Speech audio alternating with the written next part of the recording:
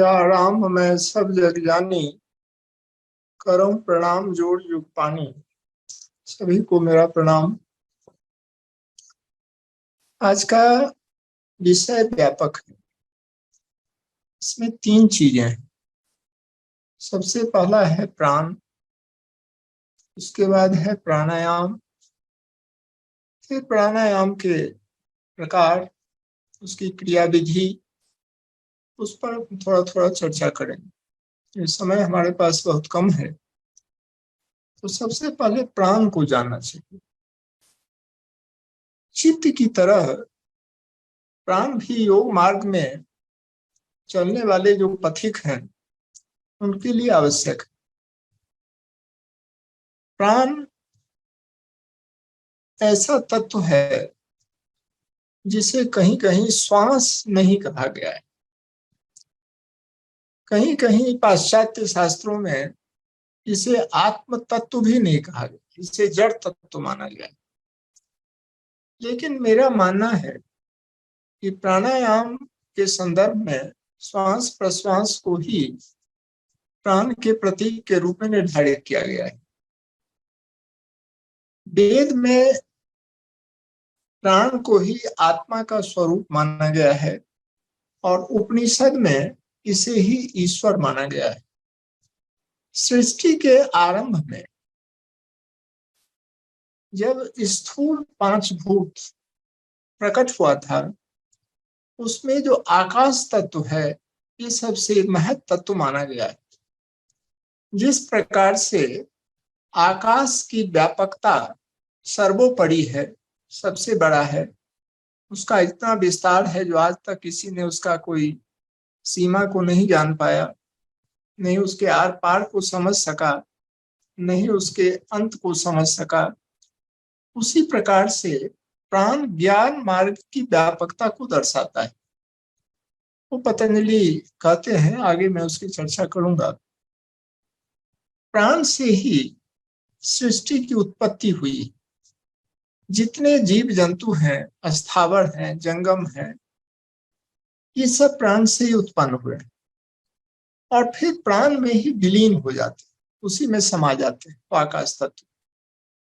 तो ये मोटा मोटी एक प्राण का परिचय। अब आइए प्राणायाम। प्राणायाम को हम यदि पतंजलि के हिसाब से मान के चलते हैं तो उन्होंने अपने योग सूत्र में जो इसकी व्याख्या की है, परिभाषा दी है कि तस्मिन् सति श्वास प्रश्वासयोः गति विच्छेद इति प्राणायाम। कि जब आपका आसन स्थिर हो जाए, दृढ़ हो जाए, उसके बाद श्वास और प्रश्वास के गति का निरोध करना, उसको विच्छेद करना, उसको कंट्रोल करना, उसी को प्राणायाम माना गया। अब प्राणायाम आजकल के संदर्भ में किसी को भी प्राणायाम कह देते हैं। कपालभाति है, उसे भी प्राणायाम कह देते हैं। अनुलोम विलोम कर रहे हैं, उसको भी प्राणायाम कह देते हैं। ऐसा नहीं है। शास्त्रों में उल्लेख आता है कि प्राणा प्राण समायोगः प्राणायाम इति रीतः प्राणायाम इति प्रोक्तो रेचक पूरक कुंभक। प्राणायाम जिसमें रेचक भी हो, पूरक भी हो और कुंभक भी हो, ये तीनों जब संयुक्त होगा तब प्राणायाम कहलाएगा। हठयोग में जो इसका उल्लेख आता है कि अथास्ने दृढ़े योगी बसी हित मितासन गुरु पदिष्ट मार्गेन प्राणायाम समभ्यसेत। कि जब आसन, वहां भी आसन को पहले दृढ़ माना गया है कि आसन स्थिर हो जाए। हालांकि प्राणायाम के संदर्भ में जो आसन को निर्दिष्ट किया गया है वो केवल एक आसन है, पद्मासन। लेकिन हम पद्मासन कठिन है, नहीं कर सकते, तो अर्ध पद्मासन में बैठ जाएं, सुखासन में बैठ जाएं, सिद्धासन में बैठ जाएं, जैसे भी हो, लेकिन धीरे धीरे चेष्टा यह रखें कि हम पद्मासन की अवस्था में हम आ जाए। पद्मासन को इसलिए माना गया है कि जब हम प्राणायाम करते हैं तो आरंभिक समय में शरीर में स्वेद बहुत होता है, पसीना बहुत आता है। ये पहली अवस्था है। इस अवस्था को जब हम क्रॉस कर जाएंगे, पार कर जाएंगे, तो शरीर में कंपन की स्थिति पैदा होती है। और जब उस स्थिति को भी हम पार कर जाते हैं तो शरीर हल्का होने लगता है। यह देखा गया है कि योगियों का शरीर कई बार जमीन से ऊपर उठ जाता है। वो प्राणायाम के संदर्भ में ही निर्दिष्ट किया गया है। उस अवस्था में केवल एक ही ऐसा आसन है जो हमें पूरे शरीर को बांध के रखता है, वो है पद्मासन। तो इसीलिए पद्मासन को सबसे उत्तम माना गया है प्राणायाम के लिए। अब प्राणायाम, शास्त्रों में प्राण को 10 प्रकार का माना गया है। प्राण, समान, बयान, उदान, नाग, धनंजय, देवदत्त, पूरम, किड़कल। इसके अलग अलग कार्य हैं, अलग अलग इसके स्थान भी शरीर में निर्दिष्ट किए गए। अब प्राणायाम करते समय सबसे पहले हमें किन किन चीजों का ध्यान रखना चाहिए। सबसे पहले आपकी नासिका शुद्ध होनी चाहिए, साफ होनी चाहिए, जो प्राण का मार्ग है। इसीलिए योग शास्त्र में सूत्र नीति और जल नीति की बात की गई। यदि सूत्र नीति संभव न भी हो तो जल नीति बहुत ही आसान है और इसे सबको करना चाहिए। और हठ योग में तो माना गया है कि कहा भी गया है कि विगत घन निशीथे प्रातरुत्थात्य नित्यम पिबति खलो नरो योध्रान रंध्रेन वाणिम संभवति मति पूर्ण चक्षुषात्राक्ष तुल्यम बलि पलित भीन सर्वरोग विमुक्त। कि रात्रि के व्यतीत होने पर प्रातः काल जो मनुष्य नासिका से जल को लेता है उसकी स्मरण शक्ति तेज रहती है और गले से ऊपर के समस्त रोगों का निवारण हो जाता है और बुढ़ापा जल्दी नहीं आता। बलि पलित विहीना। इसी बात को 16वीं शताब्दी में जब चरणदास जी ने किताब लिखी भक्ति सागर, उसमें एक अष्टांग संग्रह करके वर्णन किया गया है। उसमें भी उन्होंने उल्लेख किया है कि नाक कान और दांत को रोग न व्यापे कोय उज्जवल होवे नैन ही नित नेति करी सोए। तो ये दोनों जगह नित्य शब्द आया। आप ब्रश करते हैं, रोज मुंह धोते हैं, लेकिन ये प्राण का जो मार्ग है, प्राण अदृश्य, ये 24 तत्वों में सबसे सूक्ष्म तत्व माना गया है और यही हमारे शरीर का मालिक है, स्वामी है, राजा है, सब कुछ। एक क्षण के लिए भी यह रुक जाए या इसे रोक लिया जाए तो पूरे शरीर की जितनी हमारी इंद्रियां हैं, सारे ग्लैंड्स, ये सब निष्प्राण होने लगते हैं। उसको निष्प्राण कहते हैं, प्राण नहीं है। तो इसलिए प्राणायाम करते समय हमारा नासिका का मार्ग शुद्ध हो, साफ हो, ये हमारा दायित्व भी है, हमारा धर्म है और कर्तव्य भी। आपके घर के किसी मुख्य द्वार पर कूड़ा कचरा लाके डाल दिया जाए, आपको बाहर निकलने और बाहर आने जाने में कितनी असुविधा हो। उसी प्रकार से प्राण का मार्ग जन्म से मृत्यु तक बिना एक क्षण रुके निरंतर आपके शरीर को यह अनुप्राणित करता रहता है, जीवंत बनाए हुए रखता है और हम इसके सफाई का कोई ध्यान ही नहीं देते हैं। तो इसीलिए मेरा अपना मानना है, मैं तो एक नियम बना लिया हूँ, जब ब्रश करता हूँ उसके बाद अपना एक नमक की डिब्बी रखे हुए हैं, घूम के अपना प्राणायाम जल नीति कर लिए, फिर वो कर लिया, थोड़ा नाक में तेल लगा लिए अथवा 2-4 बूंद नाक में सरसों का तेल, बादाम रोगन अथवा शुद्ध गाय का घी डाल लें, नाभि में लगाएं, गुदा में लगाएं। ये सब कई ऐसे स्थान निर्दिष्ट किए गए हैं जहां पर ये तेल लगाना अनिवार्य है। नाभि में लगाने का मतलब है कि आपके शरीर में जितनी नाड़ियां हैं, तो आगे हम वर्णन करेंगे, उन सब नाड़ियों को ये सुदृढ़ और मजबूत रखता है।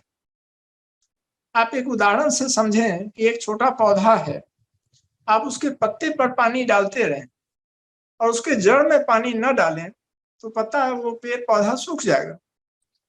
तो शरीर में तो हम तेल लगा लेते हैं, नाभि में नहीं लगाते हैं। गुदा में तेल लगाने से आपको कभी कब्ज नहीं होगा और बवासीर, पाइल्स जैसी बीमारियों का कभी आप शिकार नहीं। ये छोटी छोटी चीज है जो हजारों वर्षों से हमारे समाज में, अपने परिवार में ये सब चीजें बताई जाती हैं बड़े बुजुर्गों के द्वारा, तो हमें इसको भी मालूम होना चाहिए। अब प्राणायाम, नासिका शुद्ध हो गया, अब हम प्राणायाम के लिए तैयार। अब प्राणायाम जब हम करने बैठेंगे तो सबसे पहले प्राणायाम से पहले हमें नाड़ी शुद्धि करना पड़ेगा। जो शास्त्रों में निर्दिष्ट किया गया है कि नाड़ी शोधन करने से शरीर की नाड़ियां शुद्ध हो जाती। अब नाड़ी शुद्धि कैसे हो? अनुलोम विलोम प्राणायाम। अनुलोम कहते हैं श्वास को अंदर ले जाना, विलोम श्वास को बाहर निकालना। तो किसी भी नासिका से, वैसे तो कहा जाता है कि दिन के समय में आप बाईं नासिका से स्वर का वो श्वास को पूरक करें, वहां से शुरू करें, और रात्रि के समय यदि आप प्राणायाम करते हैं तो सूर्य नाड़ी से श्वास का पूरक करना शुरू करें। अब दिन में करते समय हम चंद्र नाड़ी से पहले श्वास को रेचक करेंगे, निकालेंगे, और उसी से फिर हम पूरक करेंगे। फिर दूसरे नाक से श्वास को रोकेंगे उसको, और रोकने के बाद फिर दूसरे नासिका से उसको हम निकालेंगे। ये नाड़ी शोधन। लेकिन नाड़ी शोधन करने से भी पहले हमें कुछ और बातों का ध्यान रखना है जो पूरे प्राणायाम के संदर्भ में ज्ञान विज्ञान को दर्शाता है। उसमें 14 बातें। ईरा, आसन, सबसे पहले आसन, रेचक, पूरक, कुंभक, ईरा, पिंगला, सुषुम्ना, जालंधर बंद, उद्यान बंद, मूल बंद, षट चक्र, कुंडलनी, मात्रा और देश। ये 14 बातें। अब आसन, आसन के पहले बता दिया गया कि यथासने दृढ़ योगी वसी हित मितासन गुरु पदिष्ट मार्गेन प्राणायाम समभ्यसित। आसन के दृढ़ हो जाने पर और परिमित भोजन करते हुए कहा गया है कि जब प्राणायाम करें उस समय आप गरिष्ठ भोजन का सेवन न करें। आप दूध लें, मक्खन लें, घी लें, इस तरह के फल फूल खाएं ताकि आपके शरीर में प्राण की मात्रा ज्यादा बढ़े। यदि आप प्राणायाम करते समय ज्यादा गरिष्ठ भोजन करेंगे तो प्राण का शरीर में अभाव हो जाएगा।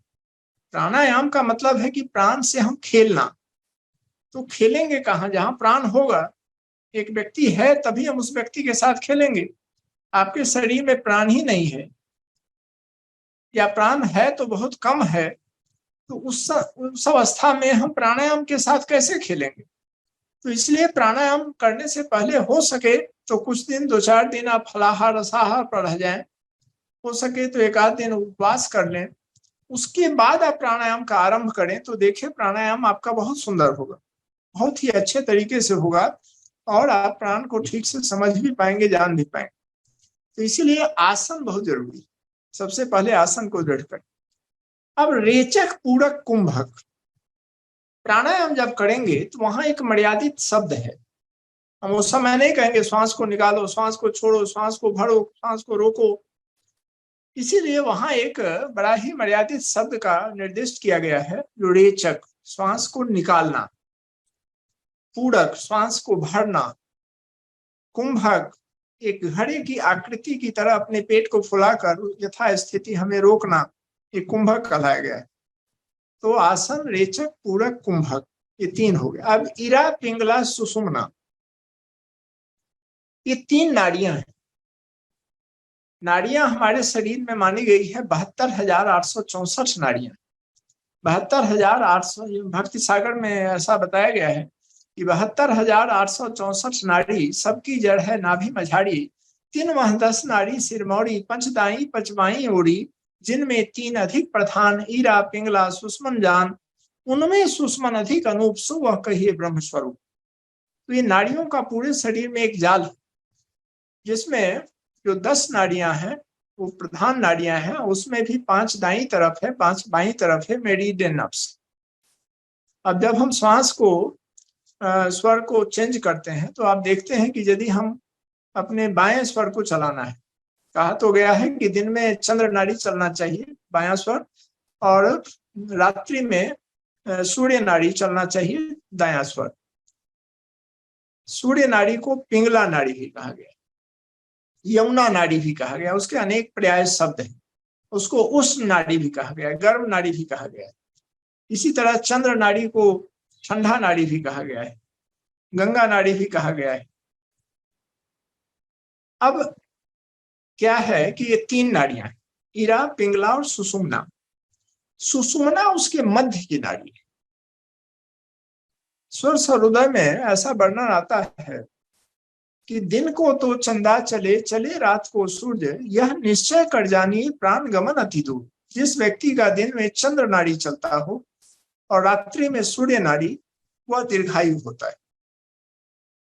इसी प्रकार से कहा गया है कि चर कारज को सूर्य है, थिर कारज को चंद्र, सुषमन चलत न चालिए तहां होए कछु द्वंद। जो सौम्य कार्य है उसे चंद्र नाड़ी जब को उस समय पूजा पाठ, ध्यान, जप आदि या अपने शास्त्रों का अध्ययन, जल पीना है, मूत्र का त्याग करना है, उस समय लेफ्ट चंद्र नाड़ी होना जरूरी है। सूर्य नाड़ी के समय क्रूर कार्य, कोई शारीरिक श्रम करते हो, ड्राइविंग कर रहे हो, किसी से युद्ध हो रहा हो, झगड़ा लड़ाई है, ऐसी स्थिति न हो, लेकिन माना गया है कि ऐसी स्थिति में आपका सूर्य नाड़ी चलता हुआ हो, चर कारज माने चलते हुए कार्य के लिए ये है। और सुषमन चलत न चाली, ये बड़ा एक शोध का विषय भी रहा है, लेकिन इस पर अभी तक शोध नहीं हुआ है। मेरा मानना है कि कभी न कभी इस पर शास्त्रकार शोध करें तो अच्छा है कि सुषमन चलत न चालिए तहां होए कछु द्वंद। जब भी किसी से युद्ध होता है, किसी के गाड़ी का टकराव हो गया, कहीं भी ऐसा द्वंद हो गया, उस अवस्था में यदि मनुष्य देखे तो उस मनुष्य का दोनों सुषुम्ना नाड़ी ही चलता हुआ हो। ये मेरा अपना मानना है, क्योंकि शास्त्र कहता है तो ये झूठा हो नहीं सकता, और उसमें भी शिव जी के द्वारा बताया गया यह शास्त्र। तो इरा, पिंगला, सुषुम्ना, ये 3 नाड़ियां, इसे भी हमें ध्यान रखना जरूरी है प्राणायाम के संदर्भ। अब 3 बंद है। मेरा अपना मानना है कि योग में यदि सबसे बड़ी कोई योग की देन है, कुछ दिया है लोगों को, ये तीनों बंद दिया है, जिसमें जालंधर बंद, उद्यान बंद और मूल बंद। ठुड्डी को कंठकूप से लगाकर और उसे रोक कर रखना, इससे जालंधर बंद कहा गया। हठयोग में ऐसा उल्लेख आता है कि जालंधरे कृते बंधे कंठ संकोच लक्षणे नौ प्यूषण पतत्यग्नो नौ च वायु प्रधावती। एक ब्रह्मरंध्र स्थान है, ब्रह्म कुंड भी कहते हैं। आपने देखा होगा, खासतौर पर महिलाएं ज्यादा इस बात को ध्यान रखी होंगी कि जब बच्चा पैदा होता है तो 2-4-5 दिन तक यहाँ ठीक मस्तिष्क के मध्य में एक गड्ढा जैसा रहता है, उसे ब्रह्म कुंड कहा गया है, अमृत कुंड भी कहते हैं। कहते हैं कि वहां अमृत का वास होता है, बहुत सेंसिटिव पॉइंट होता है, और आप देखेंगे कि बच्चे का वहां स्पंदन भी होता रहता है उस शैशवावस्था में। तो वहां से अमृत एक नाड़ी के माध्यम से नीचे स्त्रवित होती रहती है, और नीचे नाभि जो है, यहाँ अग्नि कुंड माना गया है, अग्नि का स्थान, वहां पर जाके वो भस्म हो जाता है।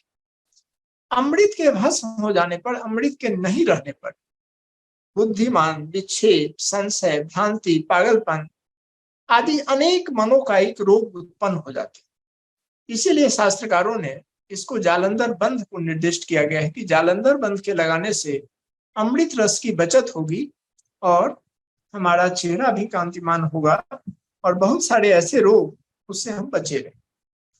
अब उद्यान बंध, उद्यान लिया गया है पक्षी से। आपने देखा होगा कि जब पक्षी आकाश में उड़ती है तो अपने दोनों पैर को अंदर करके और पेट को पीठ से चिपका लेता है। ऐसी अवस्था में उसे एक अपूर्व बल मिल जाता है और मीलों तक उसी उद्यान बल के सहारे वो लंबे समय तक उड़ता रहता है आकाश में। वहीं से लिया गया है, और वहां माना भी गया है, हठयोग में कहा गया है कि उद्यानं कुर्ते गुरुणा कथितं सदा अभ्यसेत सत्तं यस्तु वृद्धो भी तरुणायत। इससे वृद्ध भी तरुण हो जाते हैं यदि उद्यान बंध का सतत अभ्यास, निरंतर अभ्यास किया जाए। मेरा मानना है कि खाने से 1-2 घंटा तक उद्यान बंध का अभ्यास नहीं करना चाहिए। उसके पश्चात जब थोड़ा भोजन पच जाए अथवा पेट हल्का लगने लगे, उसके बाद से उद्यान बंध का अभ्यास निरंतर करना चाहिए। यहाँ एक शब्द सतत आया है, सतत का मतलब है निरंतरता। तो आप जैसे अभी बैठे हुए हैं तो अपने पेट को पीठ से चिपका कर और श्वास को लेते रहें, सुनते रहें, देखते रहें, कुछ भी करते रहें, या कोई कार्य कर रहे हैं, ड्राइविंग कर रहे हैं, कुछ हाथ से लिख रहे हैं, कुछ भी, तो आपका उद्यान अंदर होना चाहिए और आप उस कार्य को करते रहिए। ऐसा कुछ दिन पश्चात करने के बाद एक अभ्यास बन जाएगा। फिर आपको ध्यान देकर करने की जरूरत नहीं, अपने आप शरीर जो है उद्यान लगा लिया करे। ऐसा कई उदाहरण देखने को मिला है कि उद्यान के लगाने से लंबी आयु की प्राप्ति होती है। और ऐसा शास्त्र भी मानता है कि मृत्यु मातंग केसरी, जैसे सिंह मस्तक पर हाथी के मस्तक को हार के उसे मार देता है, उसी प्रकार से मृत्यु पर इसका अधिकार हो जाता है। अभी बहुत लंबा समय नहीं हुआ है, डिबराहा बाबा मचान बना के मथुरा के आसपास कहीं रहते थे। उनके मृत्यु के पश्चात उनकी आयु अभी भी आप देखेंगे गूगल पर या उस पर तो 250 साल, 350 साल, लेकिन 180 साल के आसपास उनकी प्रामाणिक आयु मानी गई, देखी भी गई। मृत्यु के पश्चात उनके शिष्यों से जब इस बात को पूछा गया कि बाबा की आयु का रहस्य क्या है, तो उसने और कुछ तो नहीं बता पाया, लेकिन सिर्फ इतना बता पाया कि वो हमेशा पेट को पीठ से लगा के रखते थे, उद्यान लगाए रखते थे। और यह शास्त्र में भी वर्णन किया गया है। तो उद्यान से मेरा इस पर एक बार चिंतन किया कि आखिर उद्यान से इतनी लंबी आयु की प्राप्ति कैसे हो सकती है। इसका वैज्ञानिक तराजू पर यदि तौला जाए फिजियोलॉजी के हिसाब से, तो होता यह है कि शरीर अवस्था के साथ साथ आपके शरीर के जितने एक्सटर्नल या इंटरनल ऑर्गन हैं, उनमें एक शिथिलता आने लगती है। जैसे एक बच्चे का शरीर है, उसके बाद युवावस्था का शरीर है, उस समय तक कसा हुआ शरीर, लेकिन वृद्धावस्था को या उसके बाद होते होते शरीर में एक स्थूलता आ जाती है, शिथिलता आने लगती है। लेकिन उद्यान जब हम लगाते हैं तो हमारे पेट के जितने भी ऑर्गन हैं, गॉल ब्लैडर है, लिवर है, पेंक्रियाज है, अपेंडिक्स है, इंटेस्टाइन है, ये सबको कस के रखा जाता है। और जब हम कस कर रखते हैं तो वो अंग पुराना जल्दी नहीं होने पाता है। एक अवस्था के बाद तो धीरे धीरे होगी, लेकिन हम जल्दी से उसको पुराना नहीं होने देते। इसीलिए उद्यान बंद बहुत ही उपयोगी माना गया है। और हठयोग में तो यहाँ तक कहा गया है कि उद्यानन कूड़ते मूल बंधो भी जाए। यदि उद्यान बंद एक बंद आप लगा लेते हैं तो मूल बंद स्वतः लग जाता है, अपने आप मूल बंद दूसरा बंद भी लग जाता है। तो तीसरा बंद जो है ये मूल बंद, यह क्या है कि गुदा द्वार को संकुचित करके उसे रोक कर रखना, ये मूल बंद कहलाता है। मूल बंद जब आप करेंगे उस समय एक लक्षण इसका शास्त्रों में तो नहीं निर्दिष्ट है, लेकिन व्यवहारिक तौर पर इसे देखा गया है कि आप कैसे जानेंगे कि आपका मूल बंद सही सही लगा हुआ है। तो आपके थाइस के नसों में एक खिंचाव, यदि खिंचाव नहीं हो रही है तो इसका मतलब है कि मूल बंद अभी नहीं लगा हुआ है ठीक से। तो उसको हम एक खींच के रखें तो थाइस के नसों में एक खिंचाव होती है। मूल बंद के बारे में कहा गया है कि अपान प्राणियों रैक्यं क्षयो मूत्र परिस्यो युवा भवती वृद्धो की सततंग मूल बंध। यह अपान प्राण की एकता को करता है और प्राण और अपान को एक मार्ग सुषुम्ना में प्रवेश करने का यह कार्य कराता है। जिस तरह से राजा अपने राजपथ पर एकदम चलता हुआ आनंदित होता है, वह राजपथ एकदम सुरक्षित रहता है, उसी प्रकार से प्राण और अपान जब एक हो जाता है तो जब सुषुम्ना क्या है, वो राजपथ है। तो प्राण उस मांगला से ऊपर होते हुए और ब्रह्मरंध्र तक पहुंचता है, वो एक लंबा विषय। तो ये उद्यान बंद, जालंधर बंद, उद्यान बंद, मूल बंद, तो ये 10 हो गया। आसन, रेचक, पूरक, कुंभक, ईरा, पिंगला, सुषुम्ना, जालंधर बंद, उद्यान बंद, मूल बंद। अब मूल बंद के साथ यहाँ एक चीज और समझना चाहिए कि तो क्या कहा गया, अपान प्राणयो रैक्यं क्षयो मूत्र परिस्यो। अधिकांशतः देखा जाता है कि 50-60 के बाद प्रोस्टेट हो जाता है पुरुषों में, और महिलाओं में और पुरुषों में हमारे जो नर्वस सिस्टम है वीक हो जाता है। नर्वस सिस्टम का केंद्र जो माना गया है वो नाभि से नीचे माना गया है। तो मल मूत्र विसर्जित करने के लिए यदि हम जाते हैं, और कई बार ऐसा देखा जाता है कि बाथरूम जाते जाते उससे पहले ही, क्योंकि हमारे ऑर्गन्स धीरे धीरे उसमें शिथिलता आ जाती है, तो वही वहां निर्दिष्ट किया गया है कि अपान प्राणियों क्षयो मूत्र परिष्यो, मल और मूत्र से, पुरीस कहते हैं मल को, और ये इसको यूरिन को कहा जाता है मूत्र परिष्यो। तो उसको ये कंट्रोल करने की क्षमता इसमें आ जाती है। और कई लोगों को मैंने देखा है कि जो खासतौर पर प्रोस्टेट की शिकायत होती है, उसमें उनको मैंने बताया कि थोड़ा बहुत आप प्राणायाम तो अपना जो करते हैं करें, खाना पीने का थोड़ा ध्यान रखें, और दिन में 3 बार 50-50 बार मूल बंध का अभ्यास करें। और आपको आश्चर्य होगा कि जहां वर्षों से उनकी चिकित्सा चल रही थी, दवाई खा रहे थे, और 1 हफ्ते के अंदर ही उनकी प्रोस्टेटाइटिस खत्म हो गई। तो ये मैं मानता हूं कि या तो शास्त्र झूठा है, या फिर हम झूठे हैं जो उनके रास्ते पर चल नहीं रहे।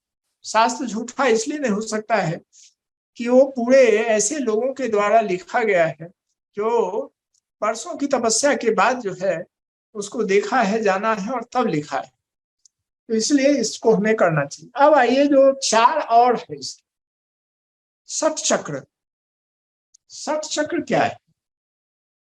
ये 6 चक्र है, लेकिन 7वां जो चक्र है, जो सहस्त्रार चक्र जिसको कहा जाता है, वो एक काल्पनिक चक्र है, जहां पर अंतिम कुंडलनी का वहां पर निवास जाके होता है, जिसको ब्रह्मरंध्र भी कहा जाता है। तो पहला चक्र है मूलाधार चक्र। मूलाधार चक्र में 4 पंखुड़ी हैं, लाल रंग है, देवता गणेश। उसके बाद स्वाधिष्ठान चक्र, नाभि से 6 अंगुल नीचे। पहला चक्र है गुदा से 4 अंगुल ऊपर।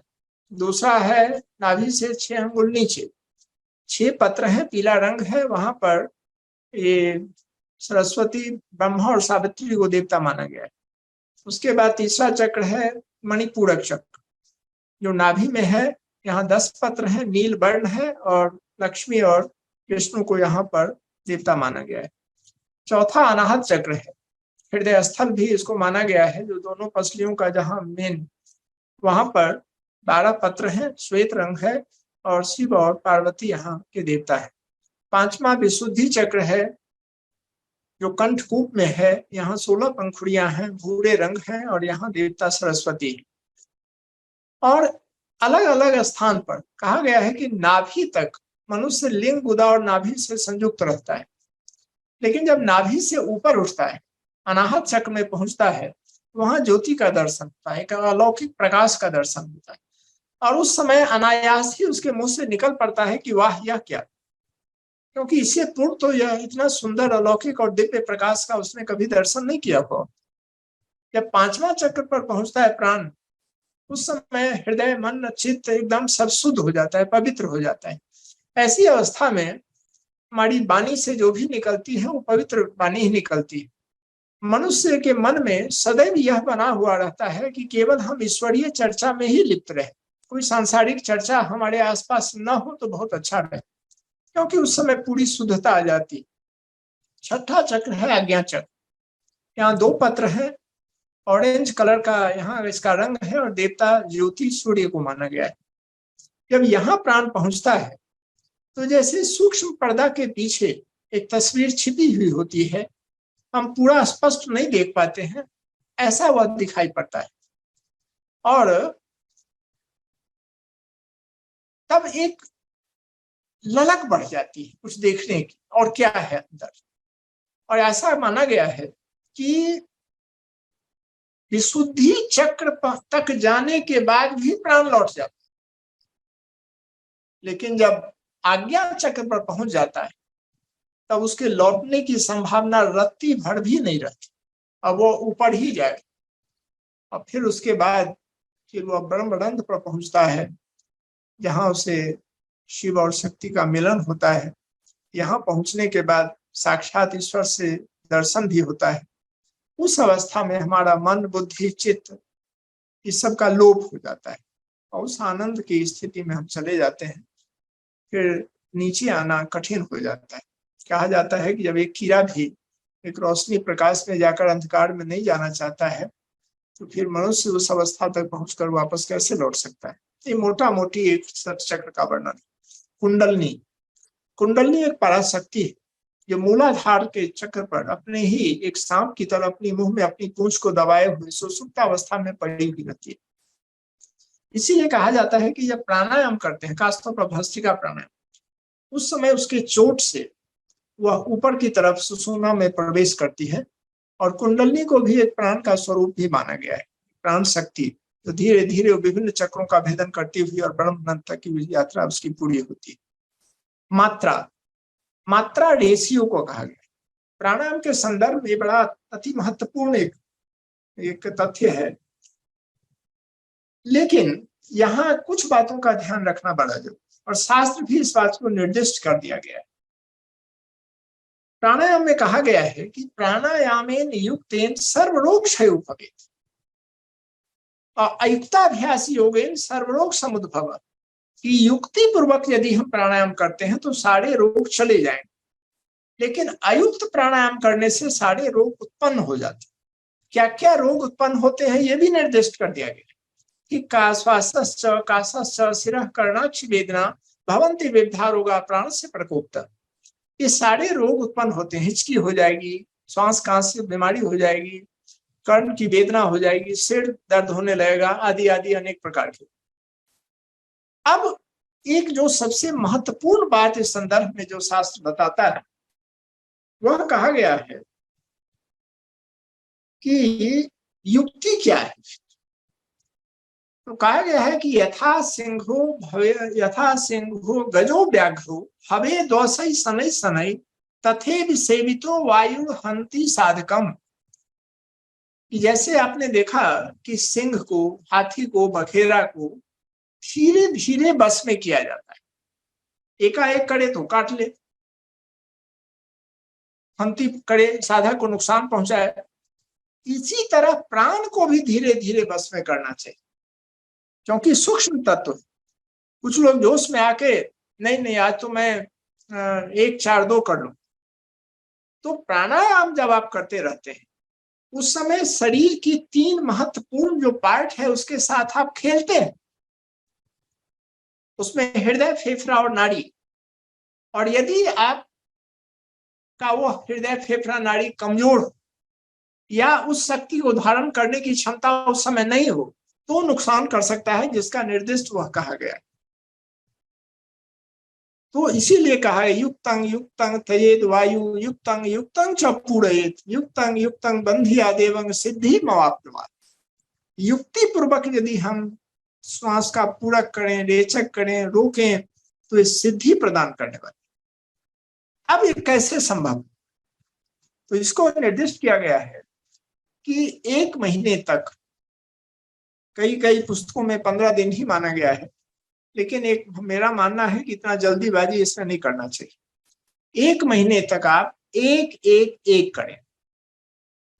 जैसे मान लीजिए कि 10 की गिनती से श्वास लें, 10 तक ही रोकें और 10 में निकालें। ये रोज ऐसा ही करें। अब प्राणायाम को माना गया है कि कितनी बार दिन में किया जाए। तो शास्त्रों में तो उल्लेख किया गया है कि प्राणायाम को कम दिन में 4 बार करना चाहिए और 80-80 प्राणायाम करना चाहिए। 8 चौक 32, 320 प्राणायाम हो गया। उतना प्राणायाम कम से कम करने में 4 5 6 घंटे आपका प्रतिदिन चला जाएगा। फिर शास्त्रकारों ने देखा कि एक गृहस्थ जीवन में इतना समय को व्यतीत करना ठीक नहीं है, तो उन्होंने कहा कि नहीं, टोटल 80 प्राणायाम करें, 20-20 करके 4 बार करें, तो वो संभव है और वो साध्य भी। तो उतना प्राणायाम होना चाहिए। तो इसी तरह प्राणायाम को धीरे धीरे यदि हम करेंगे तो उसको युक्ति प्राणायाम। 1 महीने के बाद जब दूसरे महीने में हम प्रवेश करें तो वहां उसकी मात्रा बढ़ा दीजिए, 1 2 1 रखिए। वहां भी लेना एक ही है, छोड़ना एक ही है, रोकना 2 बढ़ा दीजिए। फिर तीसरे महीने में जब आप जाएं तो वहां 1 3 1.5 कर दीजिए। 10 की गिनती में लें 30 की गिनती तक रोकें और 15 की गिनती तक छोड़ें। अब 90 दिन के बाद आप में वह परिपक्वता, आप में वो क्षमता, आप में वो ताकत, शक्ति, सब कुछ आ गई है जो अब आप 1 4 2 की स्थिति में पहुंच सकते हैं। तो 90 दिन के बाद फिर जो प्राणायाम का रेशियो, असली रेशियो माना गया है कि 1 4 2, फिर आप उस रेशियो से करते रहे। लेकिन कब तक करते रहे? क्योंकि अभी मान लीजिए कि आपका 10 हो रहा है, 40 हो जाएगा, फिर वहां 20 हो जाएगा, इतने से ही तो काम नहीं चलेगा।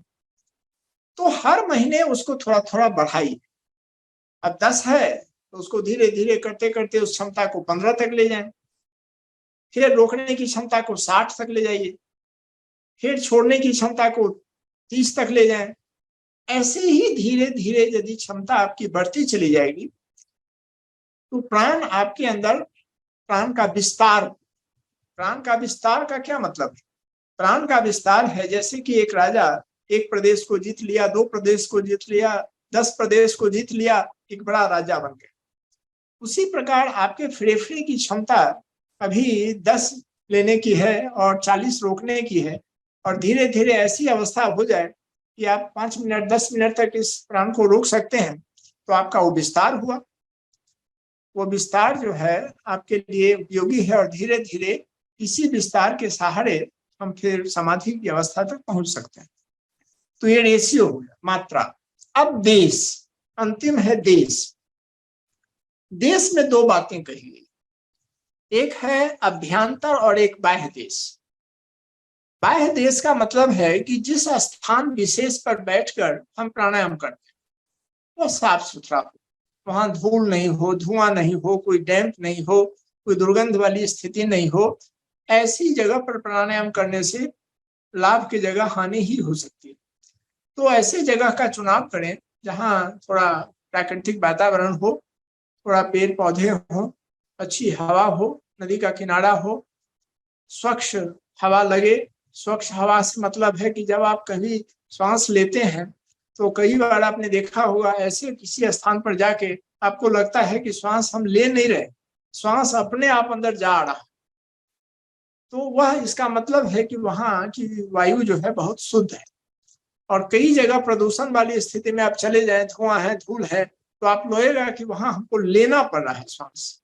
तो सीधे सीधे एक मापदंड है जो वायु को कैसी तरह से समझे।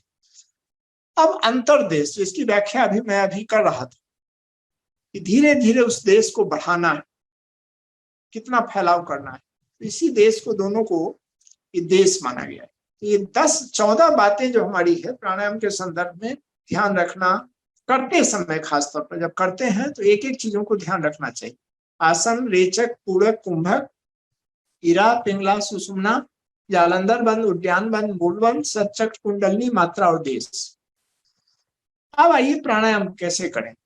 प्राणायाम करने से पहले नाड़ी शोधन की बात की गई, और यही 14 बातें उसमें हमेशा ध्यान रखना पड़ेगा।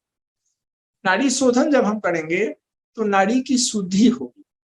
जो शरीर में 72,864 नाड़ियां, मेडिकल साइंस मानते हैं केवल 72,000 नाड़ियों, क्योंकि उन्होंने एक डेड बॉडी को काट पीट करके देखा है तो केवल 72,000 नाड़ियों को पाया है।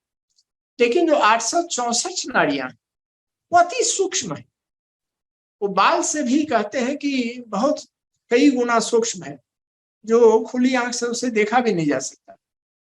तो मृत्यु के पश्चात उन 864 नाड़ियों का अस्तित्व लुप्त हो जाता है। तो मेडिकल साइंस ने उसको नहीं देख पाए, लेकिन योगियों ने ध्यान की गहराई में जाके देखा ये नहीं, ये जो 864 नाड़ियां हैं ये भी इंपॉर्टेंट नाड़ियां। तो ये नाड़ियां शुद्ध होगी। कैसे शुद्ध होगी? तो हम नाड़ी शोधन प्राणायाम करें। तो नाड़ी शोधन प्राणायाम करने के लिए हम बैठ जाएंगे और धीरे धीरे, पहले दिन में करें तो पहले राइट को बंद करके और धीरे धीरे पहले रेचक करें। प्राणायाम करते समय यह विशेष रूप से ध्यान रखें कि श्वास का पूरक पहले नहीं करना है, हमेशा रेचक करें। ग्लास को खाली करेंगे तब भरेंगे उसमें, अब भरा ही हुआ है उसमें क्या भरें। तो सबसे पहले रेचक माना गया है। ये अपने दाई नासिका को बंद करके बाई नासिका से धीरे धीरे श्वास को निकालते जाएं, पेट पिचकता जाए। अब यहाँ एक बात और विशेष रखना है, कि नाड़ी शोधन प्राणायाम जब हम करें तो उस समय श्वास की गति अति सूक्ष्म,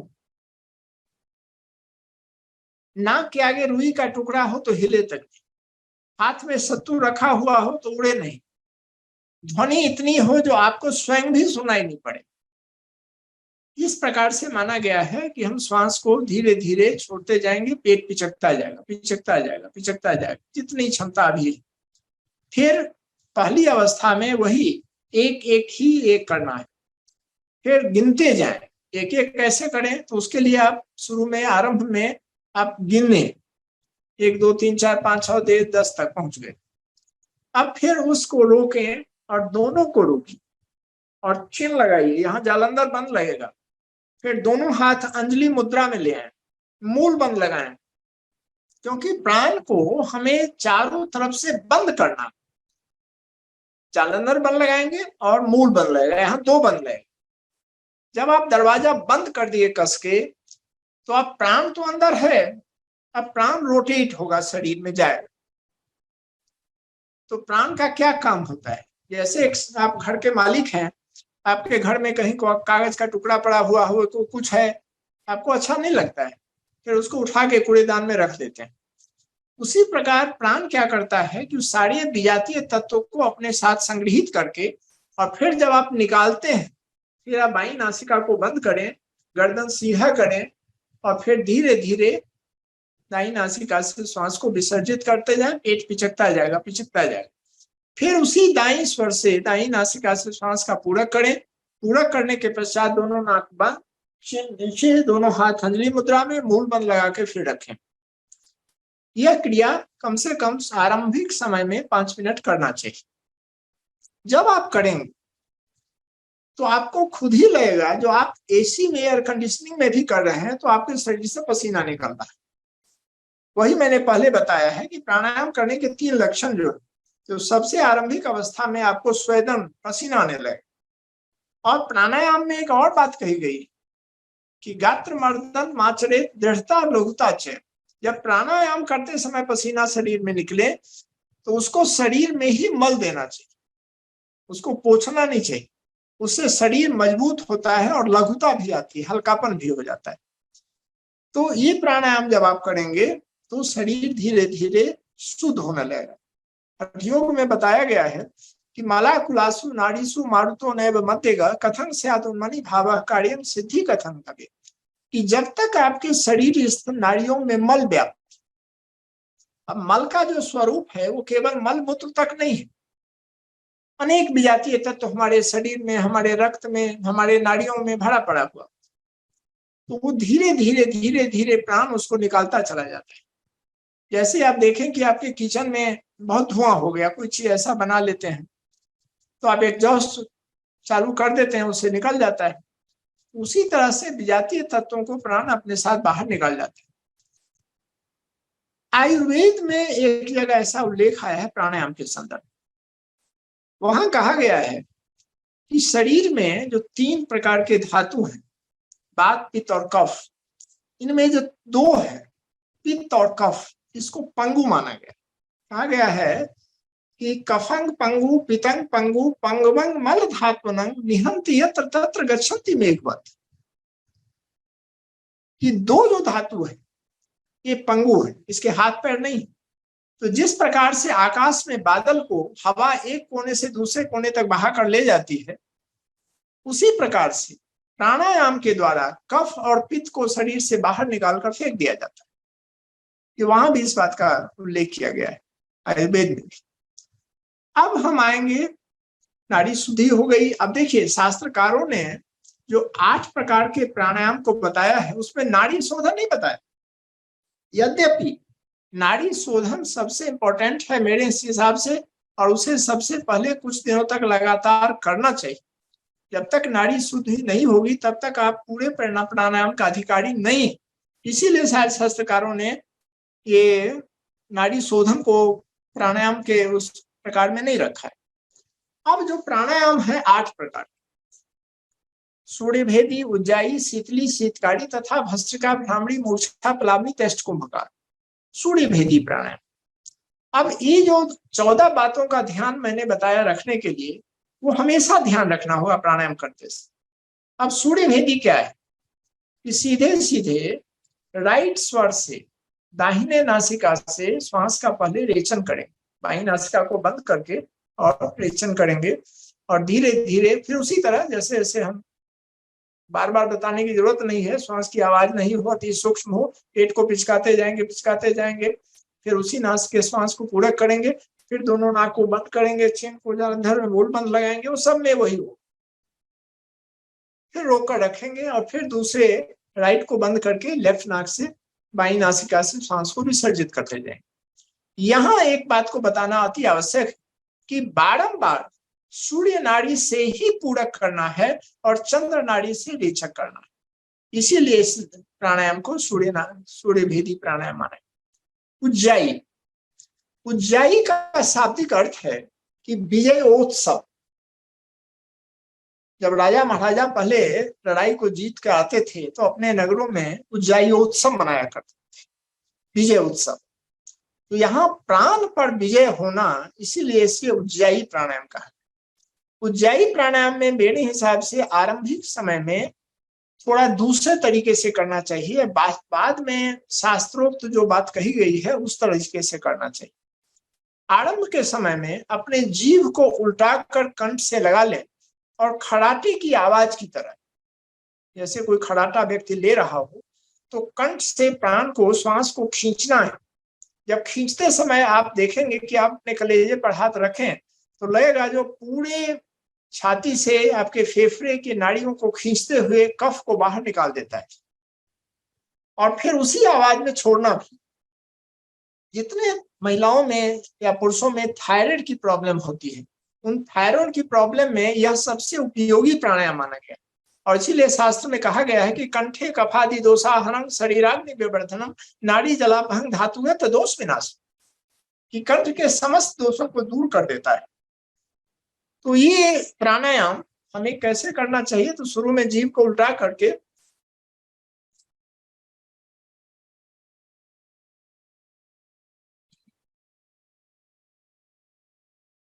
कुछ दिन तक 5-10 बार इसका अभ्यास करें, और अभ्यास के क्रमों में हो सके तो अच्छा है कि आप वॉश बेसिन के सामने करें, क्योंकि इसमें मुंह में कफ बहुत आता है और फिर कफ को बाहर विसर्जित करते हैं। लेकिन जब इसको कुछ दिन कर ले, उसके बाद जो शास्त्रों में माना गया है कि दोनों नासिका से श्वास को उसी ध्वनि के साथ हमें भरना है, पूरक करना है, और फिर उसको रोक कर, जैसे रोकते हैं उस तरह रोक कर, और फिर बाई नासिका से, लेफ्ट से ही श्वास को विसर्जित करते जाएं। बार बार दोनों नासिका से लेंगे ध्वनि पूर्वक, और फिर ध्वनि पूर्वक ही बाई नासिका से श्वास को निकालेंगे। इसको उज्जाई प्राणायाम। तो सूर्य भेदी उज्जाई। शीतली, शीतली प्राणायाम जो है, जीभ को पाइप की तरह बनाकर इससे श्वास को हम पूरक करते हैं। एक आवाज ऐसी आएगी जैसे किसी छेद के माध्यम से कब तेज हवा, आंधी तूफान चलती हो तो एक साय की आवाज निकलती है। उस आवाज से, उस ध्वनि से हम श्वास को भरते हैं, और फिर दोनों नासिका से कुंभक करने के बाद, कुंभक सब में है इसलिए बार बार मैं बता नहीं रहा हूं, फिर उसी तरह से नाक को बंद करेंगे, रोकेंगे, और फिर दोनों नासिका से श्वास को निकाल दें। ये शीतली प्राणायाम। शीतली प्राणायाम के बारे के बाद में मैं बताना चाहूंगा, मैंने इस पर प्रयोग भी किया था। एक आता है निर्जला एकादशी, जून महीने के आसपास आपने देखा होगा, उसमें पानी तक पीने की बात नहीं की जाती, निर्जला। मैंने कहा ठीक है, इसको किया जाना चाहिए। तो मैं पूरे 24 घंटे न पानी लिया, न अन्न लिया, कुछ भी नहीं लिया, और केवल शीतली प्राणायाम को हर आधा आधा घंटा, 1-1 घंटे पर करते रहे, और कभी भी मुझे इस बात का एहसास न हुआ कि मैं भूखा भी हूं या प्यासा भी हूं, मुझे कुछ जरूरत नहीं। इसलिए ये अनुभव मेरा रहा है। और कहा जाता है कि जब ऐसी जगह हो, कहीं प्यास लगी हो और आपको पानी नहीं हो, तो आप शीतली प्राणायाम से अपनी प्यास को बुझा सकते हैं, भूख को भी बुझा सकते हैं, ये प्राणायाम है। लेकिन शीतली प्राणायाम को माना गया है कि पित्त संबंधी रोग या गर्मी संबंधी रोग। अब देखिए, यहाँ 2 बातें कहना बड़ा जरूरी है। कहा जाता है कि मेडिकल साइंस में जो बीमारियों का कॉन्सेप्ट है वो बैक्टीरिया वायरस के हिसाब से, आयुर्वेद में कहते हैं कि वात पित्त कफ का सिद्धांत, लेकिन योगियों के हिसाब से माना गया है कि बीमारी दो प्रकार की, एक गर्म रोग है, एक सर्द रोग। जैसे आप हाइपर एसिडिटी हो गया, पित्त हो गया बहुत बढ़ गया, हाई ब्लड प्रेशर हो गया, आपका लूज मोशन बहुत हो गया, स्किन प्रॉब्लम बहुत हो गई, कुष्ठ रोग है, इस तरह के और भी, ये गर्म का रोग।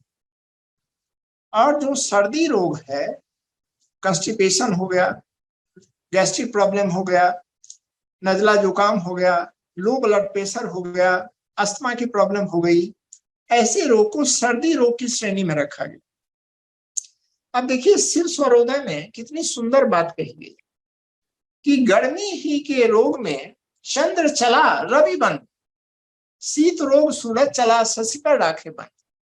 गर्मी के रोग में चंद्र नाड़ी को चलाइए और सूर्य नाड़ी को बंद रखिए। फिर शास्त्रकारों ने देखा, हम कह तो दिए, लेकिन अब कितने दिन तक करें, क्या करें, उसको भी बताना जरूरी है। तो कहा गया है कि 3 दिन से 5 दिन, 5 दिन से 7 रोग देख जैसी करे हुए निरोगागार। कम से कम 3 दिन रखें, 5 दिन रखें, 7 दिन रखें। किसी को हाई ब्लड प्रेशर है तो राइट नोस्ट्रिल्स को बंद कर लें, एक रुई का गोला बना लें, कुछ करके उसको, और 3 दिन तक चलने दें, लेकिन दवाई नहीं खाएं। दवाई खाएंगे तो उसका असर कैसे पता चलेगा, आपको हाई ब्लड प्रेशर नहीं होगा। देखिए मेरा समय हो गया, यदि आप 5-10 मिनट और दे सके तो ठीक है, नहीं तो मैं अपने वाणी को यहीं विराम करूं। नहीं सर, आप जो आप अपना कंटिन्यू कर सकते हैं वैसा 5 मिनट जो आप कहना चाह रहे हैं। 5 मिनट में और खत्म करता हूँ। तो ये शीतली शीतकारी प्राणायाम जो माना गया है, उसका भी जो उद्देश्य है शरीर को ठंडक पहुंचाना, और उसमें जीभ को अंदर उल्टाकर और दंत को मिलाकर दांत से एक आवाज की तरह ध्वनि पूर्वक श्वास को लेना और फिर दोनों रोक कर दोनों नासिका से निकाल देना, इसको माना गया है कि शीतकारी प्राणायाम। तो सूर्यभेदी, उज्जाई, शीतली, शीतकारी, भस्त्रिका। अब देखिए प्राणायाम जो विषय है ना, ये विषय सब कम से कम 2 घंटा 2.5 घंटे का विषय। इसको मैं तो कहता हूं कि योग को किसी समय सीमा में बांधना ही सबसे अज्ञानता है।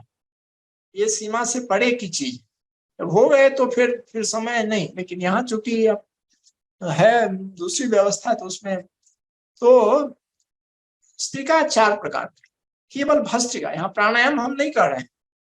वाम भस्त्रिका, दक्षिण भस्त्रिका, मध्यम भस्त्रिका और अनुलोम विलोम भस्त्रिका। अब भस्त्रिका प्राणायाम क्या हो, 25-30 बार हम भस्त्रिका करके, अनुलोम विलोम भस्त्रिका करके, और फिर सूर्य नाड़ी से पूरक करके, कुंभक करके रोकेंगे, फिर चंद्र नाड़ी से हम धीरे धीरे निकाल देंगे। ऐसा 3 बार करें। फिर सूर्य नाड़ी से लें, रोक कर चंद्र नाड़ी से निकालें, फिर लें, रोक कर चंद्र नाड़ी से निकालें। तो एक चक्र भस्त्रिका प्राणायाम होता है। फिर 25-30 बार भस्त्रिका करें, फिर 3 बार हम करेंगे सूर्य भेदी प्राणायाम। ये भस्त्रिका प्राणायाम कहलाता है। अब आइए भ्रामरी।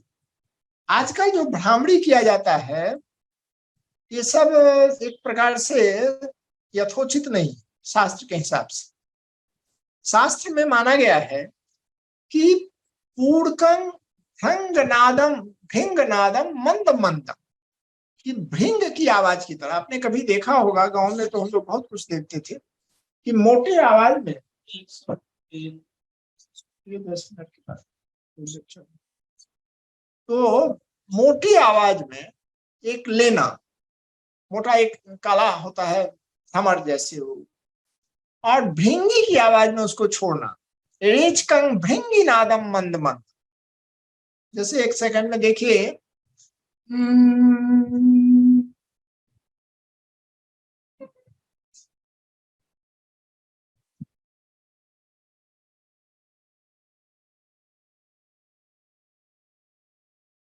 मोटी आवाज में लेना, पतली आवाज में छोड़ना, ये भ्रामरी प्राणायाम शास्त्र के हिसाब से। बाकी आजकल अब नाक कान बंद करके वो भ्रमण गुंजन है, उसे सन्मुखी मुद्रा भी कहा जाता है। अब 2 प्राणायाम जो है, जो मूर्छा और केवली, ये कहें आम आदमी के लिए मना किया गया। जिस प्राणायाम में श्वास को रोकते समय हमें ध्यान ही नहीं रहे और मूर्छा आ जाए लंबी अवस्था तक, उसको मूर्छा प्राणायाम कहा गया। और केवली प्राणायाम को समाधि माना गया। तो लंबे समय तक हम उस प्राण को रोक के हम अवस्था में पड़े रहते हैं, उसको समाधि केवली प्राणायाम कहा गया। ये मोटा मोटी प्राण का एक उद्देश्य हुआ। प्राणायाम कितने प्रकार के हैं, कैसे करना चाहिए, क्या क्या ध्यान रखना चाहिए। प्राणायाम जब करेंगे तो इसके लाभ बहुत हो जाएंगे। आपका शरीर एकदम हल्का हो जाएगा, बीमारी से रहित हो जाएंगे, दिव्य आपके अंदर एक चेतना आ जाएगी। पतंजलि ने कहा है कि ततः क्षीयते प्रकाशावरणम। कहते हैं कि शरीर में जब तक आपके मल व्याप्त रहते हैं तब तक जो है वो प्रकाश का आवरण पड़ा हुआ रहता है। जैसे प्राणायाम करेंगे तो ज्ञान का आवरण जो है सो हट जाता है और बहुत सारी चेतना, नई चेतना आपके शरीर में, उसने पांडे जी से चर्चा कर रहे थे चेतना की, तो वही चेतना जो है प्राणायाम के द्वारा उसको जागृत करके ऊर्ध्वमुखी किया जा सकता है। इस प्रकार कई है भी और प्राणायाम की चर्चा की जा सकती है, लेकिन समय नहीं है। मैं चाहता हूँ समय के साथ ही चले हम। मैं अपनी वाणी को यहीं विराम दूंगा, लेकिन अंत में मैं यह भी फिर कहूंगा कि यह विशेष कर नहीं मान लेना चाहिए कि हम प्राणायाम कर रहे हैं या औषधि खा रहे हैं या बहुत कर रहे हैं तो हमारी आधी व्याधि दूर हो जाएगी। जैसे ही आपने शरीर धारण किया तो आप समझ लें कि आधी व्याधि होगी, मान अपमान होगा, लाभ हानि होगी, जस अपजस होगा। ठीक उसी प्रकार जैसे एक टेबल है, एक किनारा है तो उसका दूसरा छोर भी, ये प्रारब्ध है हमारे। और इसीलिए तुलसी ने लिखा है कि प्रारब्ध पहले रचा पीछे रचा शरीर, तुलसी चिंता क्यों करे भजले श्री रघु। तब हमारा कर्तव्य क्या है? शरीर धारण किए तो ये सब सारी चीजें तो होगी, हमारा केवल एक है कि अपने मन को हम अपने पहरेदारी में रखें, उसको नियंत्रण में रखें, वही एक है। और दूसरा, व्याकुल होकर उस परमात्मा को पुकारना, रोना, गाना। और यह संभव है कि अनेक व्याधि उससे दूर भी होती देखी गई। अंत में सबको प्रणाम।